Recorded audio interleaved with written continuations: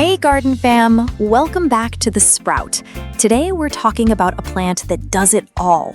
It forms an impenetrable flowering hedge, it feeds birds through the winter, it produces fruits that are packed with more vitamin C than an orange, and it's almost impossible to kill.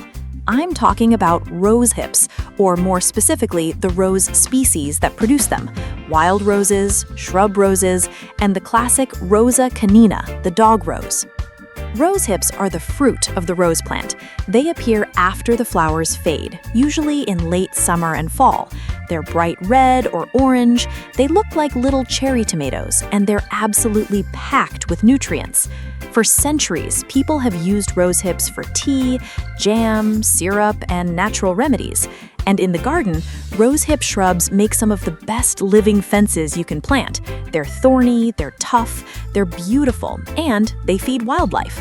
Before we dive in, if you're new here, hit that subscribe button. We put out new gardening videos every week, and I don't want you to miss the next one. Also, drop a comment below. Have you ever eaten a rose hip? Do you have a rose hip hedge? I'd love to hear about it. Now, let's get into it. First, let's talk about what we mean by rose hips.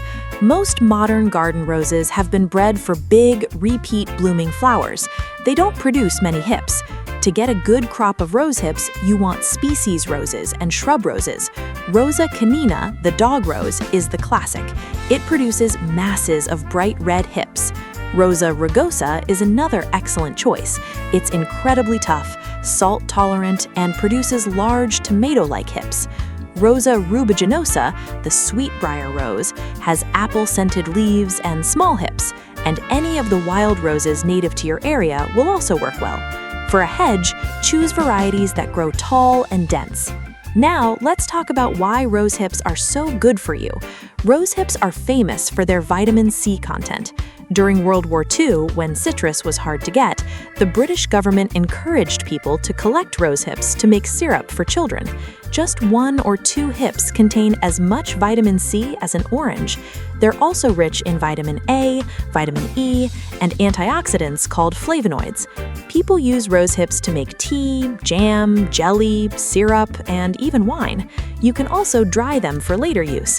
The most common way to use them is to cut them in half, remove the seeds and the little hairs inside, and steep them in hot water for tea. The hairs are an irritant, you don't want to eat them, but the flesh is delicious, tart, and a little bit sweet.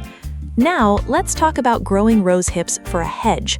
This is where this plant really shines. A hedge made of rose hips is dense, thorny, and almost impossible for animals or people to push through. It's a living fence. It also produces masses of pink or white flowers in late spring and early July. And then, in fall, the hips appear, turning bright red and lasting through winter. Birds love them. In fact, if you leave the hips on the bushes over winter, you'll attract cedar waxwings, robins, and other birds to your garden. Now, let's start with sun requirements. Rose hips need full sun. They need at least 6 hours of direct sunlight every day to produce lots of flowers and fruit. In too much shade, you'll get sparse growth and very few hips. So find your sunniest spot. That's where the hedge goes. Now, let's talk about soil. Rose hips are not picky. They grow in almost any soil. Sandy, clay, rocky, poor. They don't like soggy, waterlogged soil. Good drainage is important. If you have heavy clay, amend with compost or sand. They prefer slightly acidic to neutral soil with a pH between 5.5 and 7.0. They're quite tolerant, but if your soil is extremely alkaline, add sulfur or peat moss. Now, let's talk about planting. The best time to plant bare root rosehip shrubs is early spring or late fall. Potted plants can be planted anytime the ground isn't frozen. For a hedge, space your plants according to the variety. For Rosa canina and other large species, space them 3 to 4 feet apart. For a denser, faster filling hedge, space them 2 to 3 feet apart. Dig a hole twice as wide as the root ball. Add compost to the soil. Place the plant so the graft union, if there is one, is at soil level. For wild roses grown on their own roots, plant at the same depth they were in the pot. Backfill, water thoroughly, and mulch. Now let's talk about watering. Rose hips don't need much water. In fact, too much fertilizer will give you lots of leaves and few flowers and hips. In early spring, apply a layer of compost around the base of the plants. That's usually enough. If your soil is very poor, you can use a balanced, slow-release fertilizer, like 10-10-10 in early spring. Do not fertilize after midsummer. You want the plants to slow down and prepare for winter, not push out soft new growth. Now, let's talk about pruning. Pruning a rose hip hedge is different from pruning modern roses. The goal isn't big flowers. The goal is a dense hedge with lots of hips. Prune in late winter or early spring while the plants are still dormant. Remove any dead, diseased, or damaged wood. Remove any crossing branches that rub against each other. Cut back about 1/3 of the oldest canes to the ground to encourage new growth. For a formal hedge, you can trim the outside lightly after flowering. Don't prune heavily after midsummer.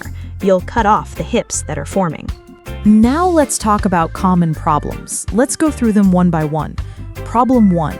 No hips or very few hips. This is usually too much shade or too much nitrogen fertilizer. Move to a sunnier spot. Stop fertilizing with high nitrogen products.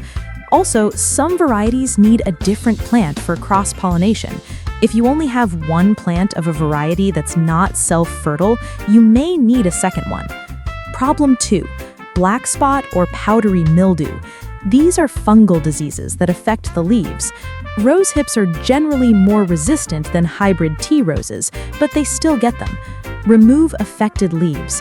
Improve air circulation by spacing plants properly. Water at the base, not overhead. In severe cases, use a fungicide. Problem 3. Rose sawfly or rose slugs.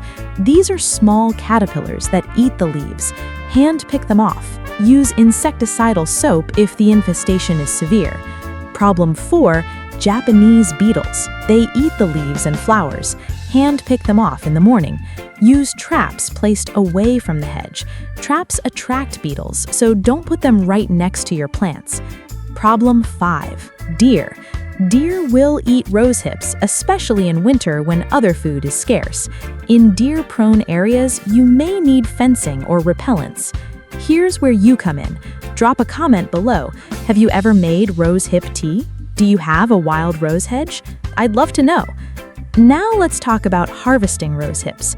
The best time to harvest is after the first frost. Frost sweetens the hips and softens them slightly. They should be bright red or orange and slightly soft to the touch. Use gloves. The thorns are sharp. Cut the hips off with scissors or pruners. Don't pull them. You might damage the plant. Harvest only firm, fully colored hips. Discard any that are wrinkled, soft, or discolored. Now let's talk about how to use rose hips. Wash them thoroughly. Cut each hip in half. Scoop out the seeds and the tiny hairs inside. The hairs are an irritant. They're sometimes called itchy powder. Don't eat them. The flesh is what you want. You can dry the flesh in a dehydrator or in a low oven. You can make rose hip tea by steeping the dried or fresh flesh in hot water for 10 to 15 minutes. Add honey if you like. You can make rose hip syrup by simmering the hips in water, straining, and adding sugar. You can make jam or jelly, or you can eat them raw, but the texture is better cooked or dried. Now let's talk about wildlife value. Rose hip hedges are incredible for wildlife. The flowers feed bees and other pollinators in spring and early summer.